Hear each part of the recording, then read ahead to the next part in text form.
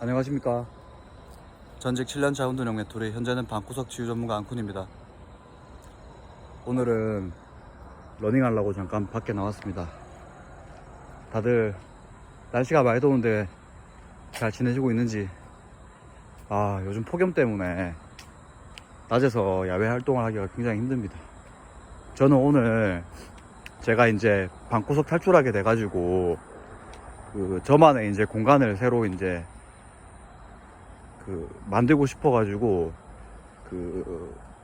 LH 주택 국민임대 아파트 그거 청약 신청해가지고 당첨돼서 이사 준비를 한다고 말씀드렸을 겁니다. 그래서 그거 관련해가지고 내가 투룸형인데 발코니 포함하면은 15평이고 발코니를 빼면은 이제 11평 정도인데, 제가 생각했을 때 제 원룸이 11평인데 한 10평쯤 되거든요. 제 원룸이 제 원룸보다는 훨씬 크다는 느낌이 들어가지고 앞으로 살기 좋겠구나 뭐 그런 생각을 하고 있습니다.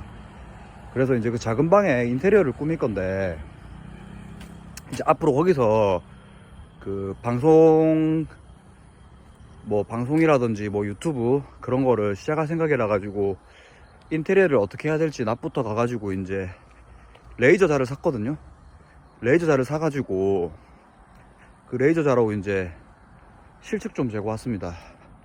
재고 오면서 이제 그런 것들을 우리 아파트 단체 카카오톡 있거든요. 거기 분들한테 정보 공유해드리고 하니까 되게 좋아하시더라고요. 어떻게 보면 자기들이 할 때는 귀찮을 수도 있는데 그 귀찮은 일을 저는 제가 필요하기 때문에 하는 거거든요. 제가 대신 해주는 거고 이제 정보를 드리는 거니까 뭐 도움이 되실 분들한테는 도움이 되시겠죠. 그래가지고 그 방에서 이제 안쿤님 해가지고 조금 이제 저를 알아보시는 분도 계시고, 이제 제가 주차장 형태에 대한 그런 리뷰라든지 단지 리뷰도 이제 제 채널에 올라가 있거든요. 이제 그런 거 보시면서 이제 요렇구나 하면서 미리 이제 여기에 살지 말지 고민도 하고 이제 어떻게 해야 될지 뭐 그런 상상하면서, 이제 원래 사람이 다른 데 살다가 새로운 데 이사 가면은 거기서 이제 새로운 생활이 시작되는 거니까 되게 기대가 많이 되지 않습니까? 그래서 저도 그거 영향받아 가지고 새로운 공간에서 내가 앞으로 인생을 어떻게 살아가야 될 것인가 뭐 그런 거 구상하면서 소소한 행동 누리면서 지금 지내고 있습니다. 그래가지고 오늘 집에서 하루 종일 가구 쇼핑하다가, 제가 이제 잔금을 다 치른다고 이제 제가 벌었던 돈 다 사용했거든요.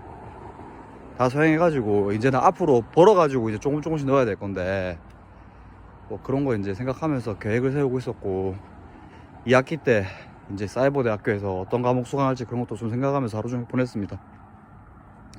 지난 에피소드에서는 은둔형 외톨이들이 이제 세상 나왔을 때 어떤 식으로 적응 훈련을 하는 게 좋고 나는 어떻게 했고 이런 거를 말씀드렸고, 어떤 마인드셋이 나한테 가장 좋은지, 그러니까 내가 성공하기 위한 게 아닙니다. 내가 뭐 대단한 사람이 되기 위한, 일단은 내가 이 상황에서 벗어나기 위한 마인드셋입니다.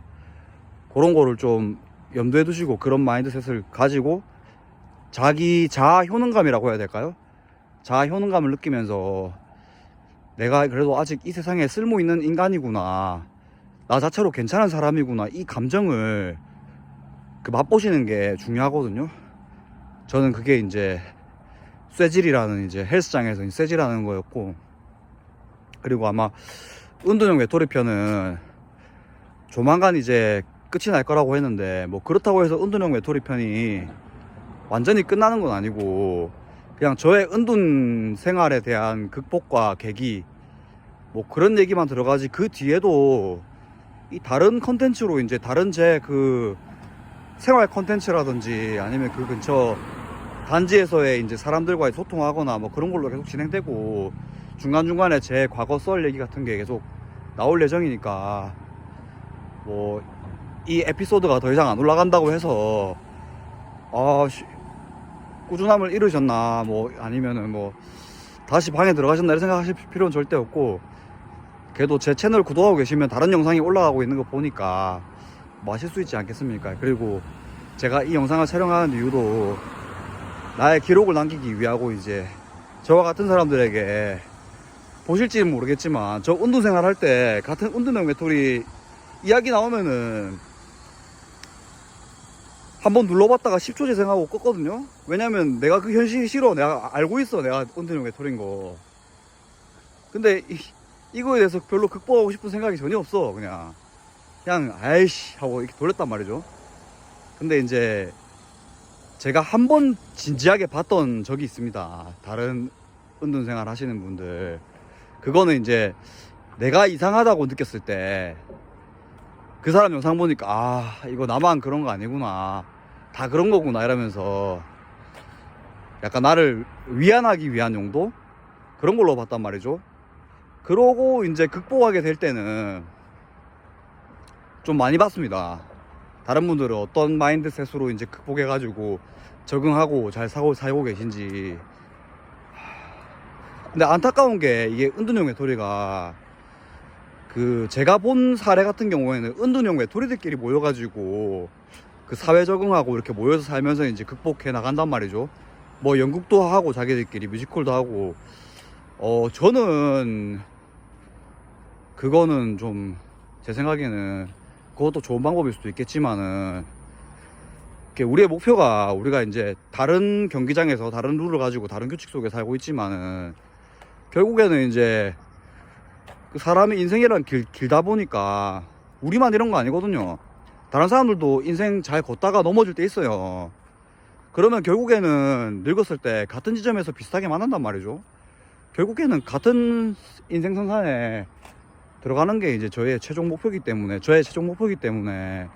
지금 당장에는 내가 그 불리한 경기장에 갈 필요가 없으니까 나만의 경기장에서 나만의 규칙을 짓고 나만의 이제 그런 잣대로 살아가겠지만 일정 정도 되면은 저도 이제 일반적인 사회생활을 해야 되고 딱 뭐 길이 조금 돌아갔을 뿐 뭐 나 혼자만 뭐 마이웨이를 뭐 걷는 거 아니고 계속 소통하면서 걸어야 되기 때문에 인생은 혼자 사는 게 아니다 보니까 혼자 사는 건 맞는데 인생이 이게 좀 역설적인 건데 어쨌든 우리가 이 사회에 있는 구성원이기 때문에 그 사회에 있는 분들이랑 소통을 해야 되거든요. 인간이 어쩔 수가 없어요. 원래 인간은 모순적이기 때문에 제가 저번 편에도 말씀드렸지만은 인간은 자유롭고 싶어 하면서도 외로워한 존재다, 그 말씀 드렸습니다. 그거를 기본 바탕으로 깔아야 돼요. 우리가 자유롭게 내 마음대로 내 길을 걷고 싶지. 근데 외롭단 말이에요. 자유의 반대는 외로움입니다, 진짜. 그 외로움을 잘 즐겨야 돼요. 그래서 혼자 있을 때는 혼자 길을 가고, 길을 걷다가 이제 주변에 뭐 길 가다가 사람 만나면은 인사하고 잘 지내냐, 난 이렇게 지낸다, 너 어떻게 지내냐, 이거 힘들겠네, 요런 얘기 정도는 할 수 있어야 된단 말이죠. 예. 그래서 일반인들이랑 평범하게 이제 소통할 수 있는 수준까지 가는 게 치료의 이제 마지막 단계니까 저는 이제 그런 방침으로 지금 마인드셋을 해서 살고 있습니다. 예. 의사 선생님도 그렇게 말씀하시더라고요. 현수 씨가 치료하는 목적은 상처를 다 치료하는 게 아니다. 뭐 그런 거는 이미 다 지나간 일이고 그것 때문에 이제 매여 있을 필요도 없고 그거는 그거대로 내비두고 그냥 원래대로 이제 하던 대로 이제 돌아가는 게 일상으로의 복귀가 이제 치료의 목적이라고 하더라고요. 예.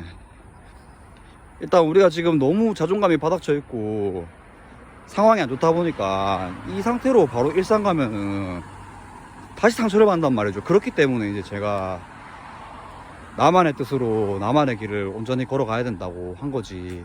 그렇다고 해서 다른 사람들과의 교류를 아예 안 하면 안 됩니다, 절대로. 그러면 안 됩니다. 그러면 녹아나야 돼요, 다시. 아무렇지 않게 평범하게 티 안 나게 그 단계까지 가는 게 좋고.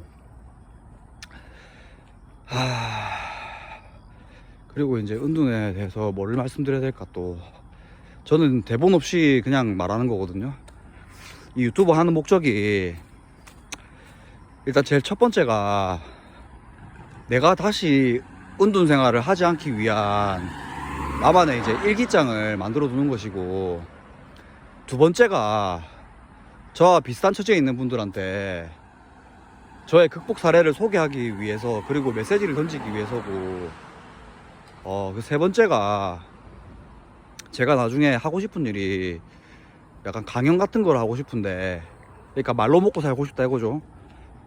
제가 말하는 법을 조금만 더 가다듬으면은 잘할 수 있겠다라는 생각이 조금 많이 들어가지고, 과거에 이제 게임할 때부터 게임하는 동생들이 저보고 형은 좀 다른 것 같다고, 그 방송 BJ 한번 해보지 않겠냐고, 형 게임 방송 BJ 하면 잘할 것 같다고 그렇게 말을 많이 했는데, 제가 워낙에 진지충 설명충이다 보니까 그 당시에 잘 돼가는 뭐 이 1세대 아프리카 1세대 뭐 그런 사람들이라든지 보면은 말빨이 되게 재밌게 해요. 말을 되게 재밌게 하고, 저는 조금 약간 그 뭐라 해야 되지, 그 철구처럼 그렇게 그 쌍욕 박으면서 그렇게 방송하는 거는 못 하겠더라고요.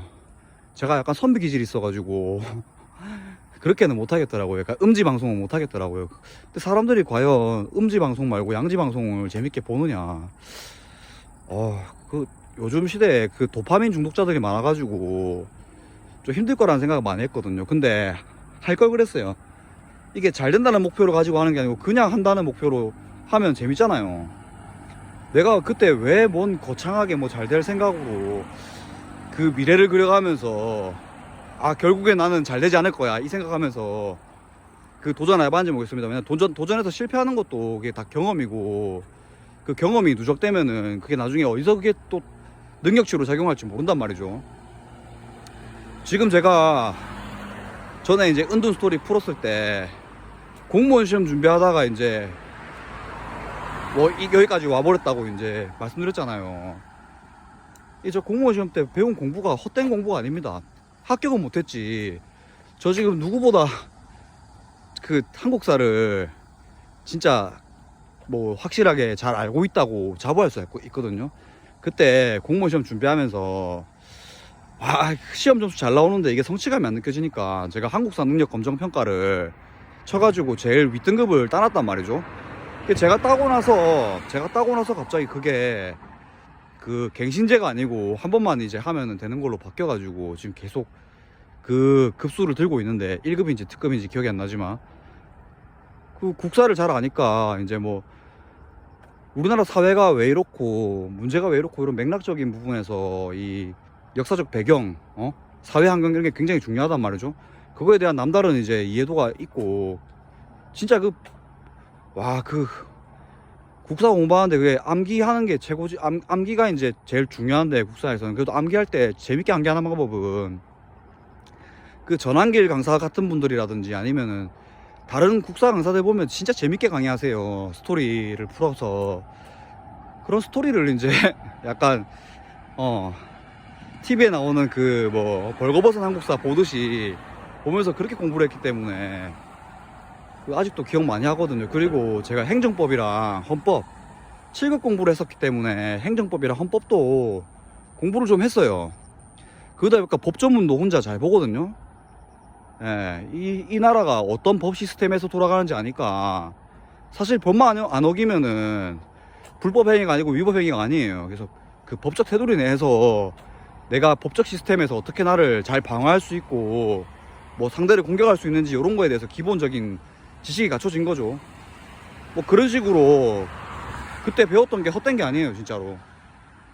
뭐 제대로 공부했었으니까요. 그냥 시험 합격하기 위한 공부를 한 게 아니고, 그렇게 공부하면 너무 재미없기 때문에 제대로 공부했었기 때문에. 영어 같은 경우에도 그래요. 영어 진짜 못하거든요. 제가 과거에 이제 고3 시절 때 썰을 풀면은 제가 중학교 2학년 때까지는 괜찮았어요. 학교에서 모범생이었거든요. 소위 말하는 모범생 있잖아요. 학교에 가면은 모범적인 학생이 되려가지고 뭐 지도위원, 봉사위원 이런 활동을 많이 하지 않습니까? 근데 이제 중학교 때 어떤 계기라든지 그 전에 말씀드렸던 이제 집안 환경 때문에 제 사춘기가 엄청 시게 옵니다. 제가 중학교 2학년 때 제일 맥스로 찍었던 학교 성적이, 그때 열심히 하지 않았어요. 그냥 학원에 나가가지고 학원에서 풀어보라는 문제만 그냥 달달달 풀었거든요. 그래갖고 나는 이제 뭐 항상 이제 중학교 1학년 때부터 놀면서 공부해도 꼭 항상 반에서 뭐 5등, 3등 왔다 갔다 하면서 전교 뭐 27등에서 전교 뭐 48등 이 사이로 왔다 갔다 하니까 뭐 적당히 공부하면서 뭐 게임하면서 놀면 되지 이 생각으로 살았었기 때문에. 근데 진작에 힘 줘본 적 없는데 오히려 그렇게 해서 집중이 잘 됐나? 생각해보니까 좀 압박감 안 가지고 해서 잘 됐나? 여튼 그래가지고 학원에서 풀어준 문제로 다 풀었는데 인생 처음으로 반에서 2등하고 전교 13등을 해보거든요. 그러면 이제 반에서 1등한 애들끼리 이제 전교 1등부터 10등까지 정해지겠지만은 이제 2등 라인에서는 제가 2등 라인 중에서는 상급 아닙니까? 상급 13등이니까 그거 딱 한 번 해보고 그때부터 공부를 내려놔요 제가. 근데 내려놓는데도 그 초등학교 6학년 때까지 선행학습한 게 있고 중학교 1학년 겨울방학 되면은 선행학습 좀 한다 싶으면은 거의 중3 초반까지 다 나가거든요 진도가. 그 당시에 이제 엘리트반 들어가 있는 학생들 같은 경우에는 중3 초반부까지 진도 다 나갑니다. 그러니까 따로 공부 안 해도 이미 가지고 있는 거 가지고 시험 쳐도 맨날 반에서 뭐 3등 5등 하는 거야.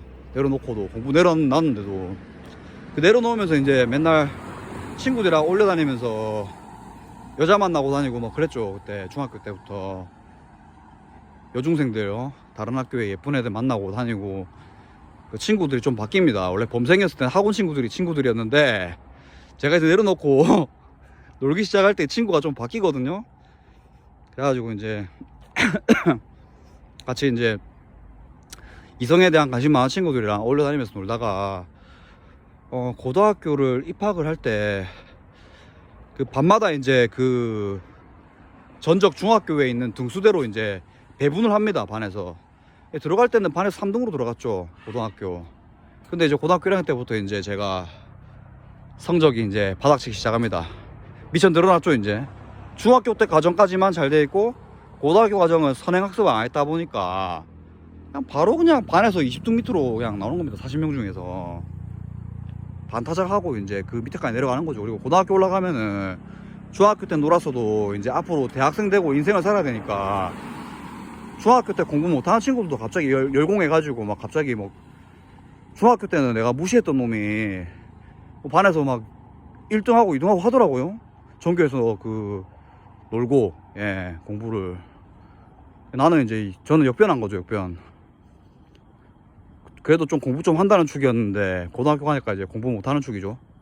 그렇게 하다가 이제 고등학교 2학년 끝나고 저희 양산에 이제 상징적인 대학교가 있었습니다. 이제 양산대학교라고. 지금은 이제 학교명이 이제 동원과학기술대로 바뀌었는데 그 당시에 학교 선생님들이 너희들 공부 안 하고 뭐 할래? 공부 안 하면 양산대 간다. 양대 간다 이럴 때였거든요. 양대를 굉장히 이제 무시하는 거죠. 왜냐면 가기 쉬우니까. 저를 제 인생 친구, 저를 많이 도와줬던 친구 있지 않습니까? 예전 편에서 그 친구랑 저랑 둘이서 진지하게 이제 얘기를 합니다. 친구야, 우리 양대 가갖고 되겠나? 우리 그래도 중학교 때 공부 좀 했다 애가. 우리 지금 하면 우리 스카이 목포로 공부하다 보면 우리가 스카이는 못 가더라도 그 근처에 굴러 떨어지지 않겠나? 그렇게 해가지고 둘이서 이제 일기토합해가지고 공부를 시작합니다. 공부를 시작하는데 이제 우리 둘이서 공부하면 되겠습니까? 안 되죠. 이제 당시에 이제 양산고등학교 이제 기숙사에서 애들을 이제 공부 가르치는 이제 학원 선생 같은 그 시간 강사들이 있었습니다. 그분들한테 처음에 좀 배우다가 그분들이 이제 뭐 학원을 차린다길래 그 학원 따라갔다가 이제 좀 시원찮아 가지고 이제 저랑 저 친구랑 그 당시에 이제 우리가 스카우트 했던 친구 한 명 있거든요. 문과에서 이제 전교 2등 하는 친구인데 그 친구가 기숙사에서 저희랑 성격이 잘 맞아 가지고 저랑 친구가 꼬십니다. 우리 공부 알려주면은 좋다고, 우리가 보답하겠다고, 우리 진짜 진정한 이제 우리 같이 공부하자고 이렇게 꼬십니다. 꼬셔서 같이 공부했거든요. 그러면서 이제 그 공부 잘하는 친구가 집안 환경이 저랑 제일 친한 친구보다는 좀 집안 환경이 안 좋았습니다. 그래갖고 이제 양산에서 그 쪽집게가에 제일 잘하는 이제 고액가회 같은 비슷한 그런 게 갖고 하자고 해가지고 제일 친한 친구는 집이 좀 사니까 자기가 이제 그 공부 잘하는 친구 계모까지 내주고 저는 이제 제 1인분만 냈거든요. 달에 100만원이었을 겁니다. 그 당시에 100만원이면은 교육비가 좀 세거든요. 저희 부모님 가정 형편이랑 이런 거 생각하면은 굉장히 크죠. 근데 어머니가 제가 그렇게 한다고 하니까 자기 버는 월급은 전부 다 저한테 때려박았단 말이죠. 그렇게 1년 공부하니까 3등급 딸이 되더라고요. 3등급 딸이.